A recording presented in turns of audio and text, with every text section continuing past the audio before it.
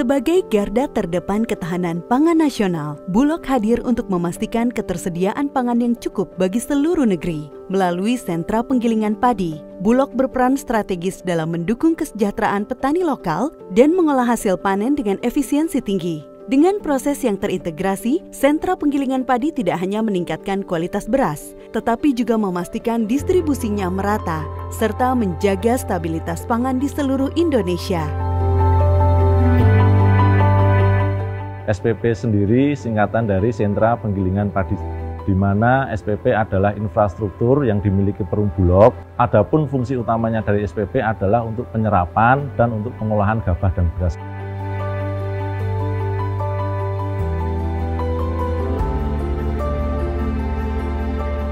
Untuk SPP sendiri, tugas dan fungsinya adalah untuk penyerapan gabah dan beras dari petani. Adapun kita biasanya pengadaan dari petani ataupun gapoktan lokal dari Sragen dan sekitarnya, sehingga fungsi dari SPP sendiri keberadaannya bisa sangat membantu dan mensejahterakan petani, Pak. Sehingga petani ataupun gapoktan tidak perlu khawatir bekerja sama atau menjual hasil panennya kepada kita, karena di kita pembayarannya itu adalah cash and carry. Sehingga teman-teman atau gapoktan atau petani langsung itu tidak perlu khawatir terkait dengan pembayaran. Itu yang menjadi keunggulan kita, bahwasanya di sini prosesnya sangat cepat dan digital semua. Jadi begitu gabah dari petani dan gapoktan itu masuk ke kita, kriterianya sesuai, maka pembayarannya kita di saat itu juga.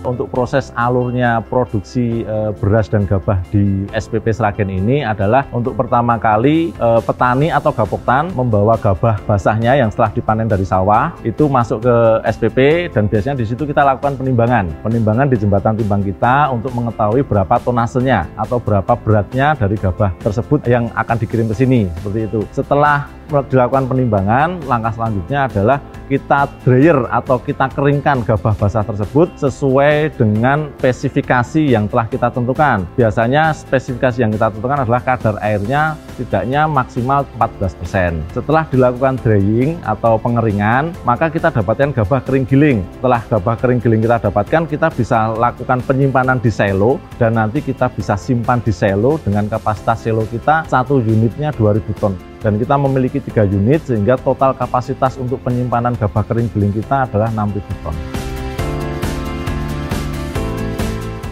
Adapun untuk penggilingannya, awal mula dari gabah kering giling itu adalah gabah kering giling itu kita masukkan atau kita lewatkan melalui, yang pertama mesinnya adalah mesin distorner atau pre-cleaner. Yang pertama pre-cleaner itu untuk membuang hampa kotoran yang ada di gabah tersebut. Setelahnya baru masuk ke mesin distorner, di mana di mesin distorner itu kita akan memisahkan batu-batu atau benda-benda asing yang ada di dalam gabah tersebut. Setelah di distorner, kita lanjutkan ke proses pemecahan kulit gabah, yaitu di mesin hasker. Di situ kita akan mendapatkan pecah kulit atau beras pecah kulit biasanya orang menyebutnya. Nah, setelah kita mendapatkan beras pecah kulit, maka langkah selanjutnya adalah kita proses ke whitener. Whitener itu adalah menghilangkan bekatul yang ada di gabah tersebut atau beras tersebut, sehingga kita mendapatkan beras yang sudah agak putih di whitener tersebut. Kebetulan di SPP Sragen ini kita memiliki 3 mesin whitener untuk memutihkan itu. Yang selanjutnya, setelah proses dari whitener, kita lakukan atau kita masukkan ke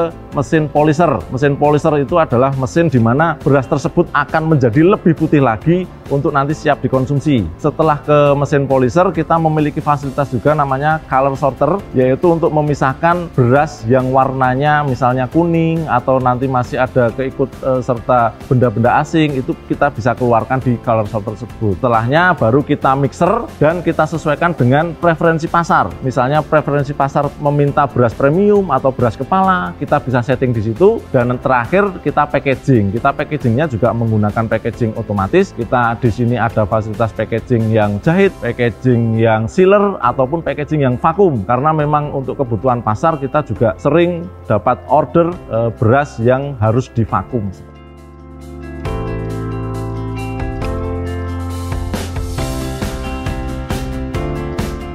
Jadi secara umum sentra penggilingan padi ini memang berada di wilayah dengan produksi padi atau produksi panen yang besar di Indonesia ini gitu. Jadi tidak terkecuali di wilayah Sragen ini. Bahwasanya SPP Sragen ini memang berada di wilayah Kabupaten Sragen di mana produktivitas padi dan produktivitas panennya merupakan yang tertinggi di Indonesia, bahkan nomor 3 di Indonesia untuk menyangga kebutuhan pangan nasional.